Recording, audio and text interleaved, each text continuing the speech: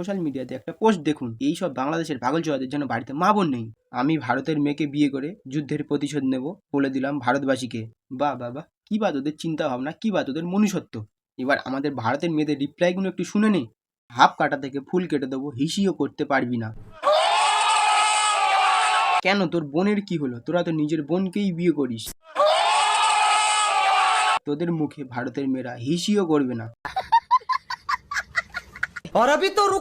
তো নিজের মা বোনকে বিয়ে করিস। তোরা তোদের আপাদের ব্রা চুরি করা ছাড়া আর কিছু করতে পারবি না। ভারতের মেয়েকে বিয়ে করে যুদ্ধের প্রতিশোধ নিবি বলেছিলিস, আশা করি কমেন্টে রিপ্লাই পেয়ে গেছিস। এবার নিজের ঘরের গুনোই খা। বাংলাদেশের চাচাদের লুঙ্গি তুলে লুঙ্গির নিচে ইজগাট মা খাবো। তো চলো, বেশি না বকে ভাট, ভিডিওটা শুরু করা যাক।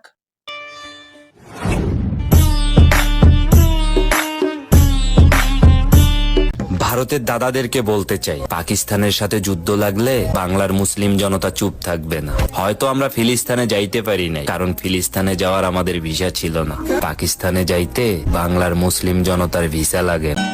ভাই গাঁজা একটু কম খা, আর নেশা কেটে গেলে ভিডিওটা ডিলিট করে দিস। হয়তো আমরা ফিলিস্তিনে যাইতে পারি নাই, কারণ ফিলিস্তিনে যাওয়ার আমাদের ভিসা ছিল। ফিলিস্তিনে যাওয়ার জন্য তোদের ভিসা ছিল না, না নিচে দুটো সুপারি ছিল না? ये सब क्या देखना पड़ रहा है? अच्छा है मैं अंधा हूँ।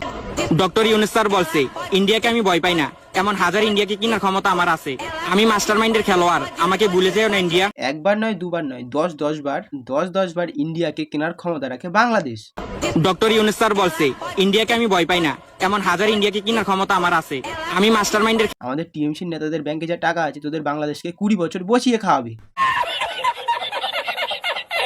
শুধু এই নয়, একটা লোকের ভাষণ শুনুন। ভাই, আমাদের ইন্ডিয়া নাকি যুদ্ধ শুরু হওয়ার আগে ভয়তে পালিয়ে যায়। যারা পাকিস্তানের পক্ষ নিয়েছো তারা শোনো, আমি একজন বাংলাদেশি মুসলমান হিসেবে বলছি, ইন্ডিয়া কখনো যুদ্ধে হারে না।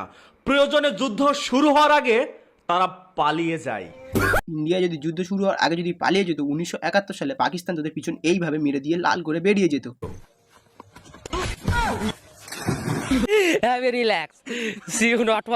যুদ্ধ শুরু হওয়ার আগে দেশবাসীদেরকে মকটেল দেওয়া হয়। মকটেলে কিভাবে সাইলেন্স বাজানো হয় সেটা বাংলাদেশের কাছ থেকে শেখা উচিত।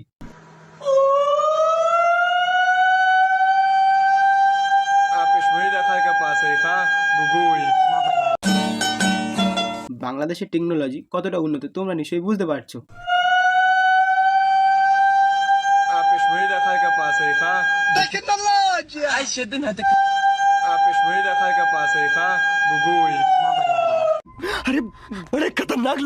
বাংলাদেশের একটা মৌলভী সাহেবের একটা পোস্ট দেখুন। ভারত দখল করার এখন সঠিক সময়।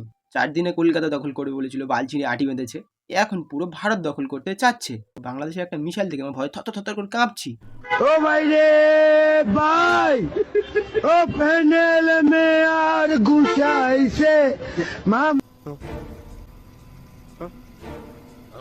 আমুন ভাইয়ে লাচাইছে অন্য লোকে তো এরাই আবার ভারত দখল করবে। ভারত আমাদের প্রকাশ্য শত্রু, তাদের বিরুদ্ধে যদি যুদ্ধ ঘোষণা করতে আমরা যুদ্ধ করব, প্রয়োজনে আবার যুদ্ধ হবে, কিন্তু ভারতের গোলামি হয়ে আমরা থাকবো না, আমাদের স্বাধীন দেশ। আরে দিদি, তোমরা নিশ্চয়ই ভুলে গেছো, ভারতের মেয়েরা কোনোদিন বোরখার পিছনে মুখ লুকায়নি।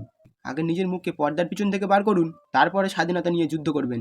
মাদ্রাসা চাপ কাদেরকে বলে দেখুন। প্রধানমন্ত্রী বানান জানে না, এরা আবার প্রধানমন্ত্রী হতে চায়। আপনি যে প্রধানমন্ত্রী হতে চান, প্রধানমন্ত্রী বানান করেন দেখি। प्रधानमंत्री ना पार्लियामेंट না, প্রধানমন্ত্রী বানান করেন। प्रधानमंत्री PUN বাংলায় করেন। बांग्ला হ্যাঁ। कैसे कैसे लोग रहते हैं यार यहाँ पर। प्रधान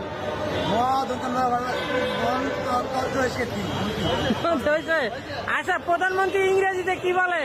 प्रधानमंत्री से प्राइम मिनिस्टर প্রাইম मिनिस्टर बानान करें। प्राइम मिनिस्टर PRIME तेरा बाप यहाँ छोड़कर गया था कि तेरी माँ? PIREN prime MINISTR prime minister. Hello, sure जी MINISTR प्राइम मिनिस्टर। কেউ গিয়ে ওর মুখে একটু মুতে দে ভাই। বাংলায় আরেকবার করেন দেখি, আমরা শুনি।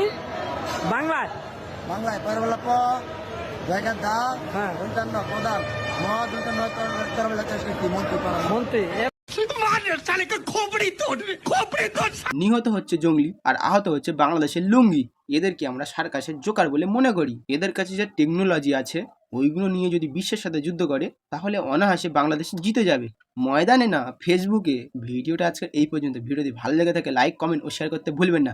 আর তুমি যাদের নতুন নতুন চ্যানেল সাবস্ক্রাইব করে দিয়ে পাশে থাকা বেল আইকনটি ক্লিক করে দাও যাতে আমি ভিডিও ছাড়ার সঙ্গে সঙ্গে তোমার কাছে নোটিফিকেশন চলে। টাটা, ওরা ঝাঁকানাকা ভিডিও নিয়ে তোমার সাথে দেখা হচ্ছে। কিচ্ছু চাইনি আমি আজীবন ভালোবাসা ছাড়া।